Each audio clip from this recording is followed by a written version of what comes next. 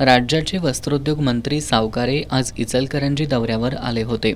या दौऱ्यात त्यांनी डीकेटी, महेश स्पिनिंग मिल्स आणि व्यंकटेश्वरा सूतगिरणीला भेट दिली.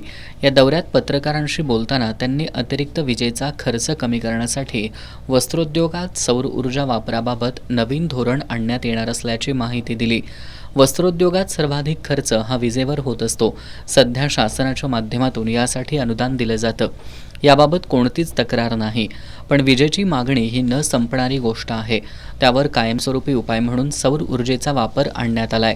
यामधील तांत्रिक अडचणी दूर करण्यासाठी प्रयत्नशील असल्याचं त्यांनी सांगितलं.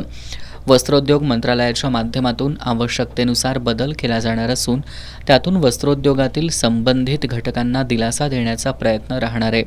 इचलकरंजी हे वस्त्रोद्योगाचं महाराष्ट्रातलं मोठं हब आहे.